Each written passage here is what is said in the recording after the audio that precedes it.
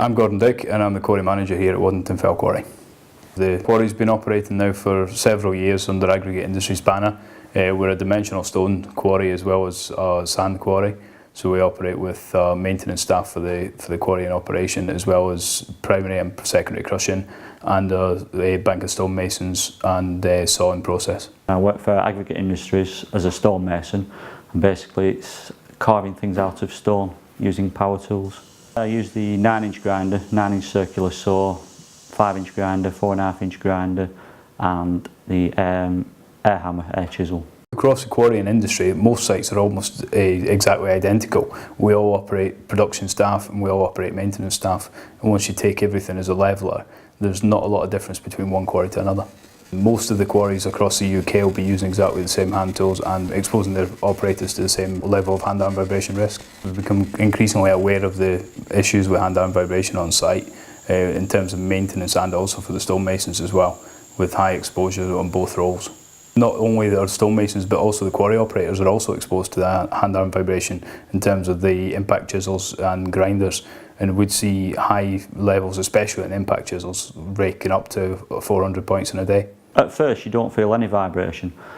After say 5 or 10 minutes you start to feel a slight tingling in your fingers, which lasts for maybe 10 to 30 seconds after use of the power tool has ceased.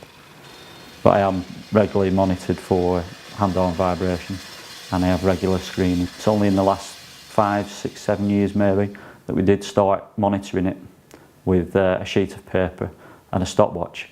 With a paper-based system, you've got to start and stop your time as best you can with your trigger time, and that involves putting the tool down and start and stopping a stopwatch, or using a computer or a tracker on the power source itself.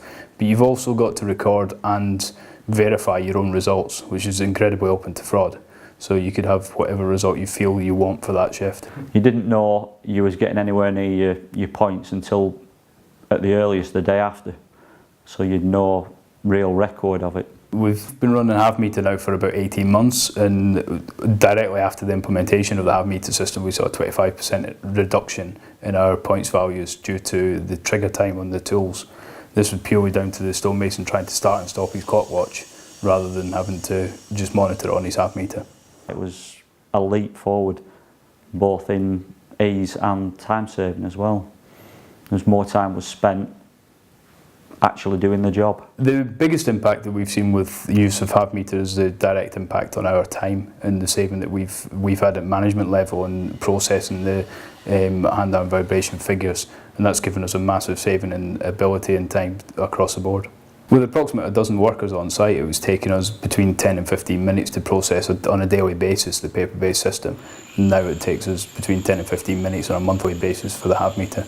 Using the HAVMETER system allows me to comply with legislation by giving me all the information that I would need, depending who asks for it. I've got everything on hand.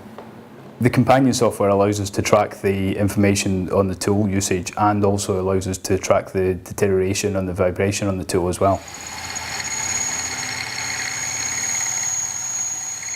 I don't think you'd be able to get a much easier system than HAVMETER to operate, because all you have to do is swipe your card and pick up the flashing HAVMETER, insert it on the tool and work with the tool, return it to the base station at the end of the day.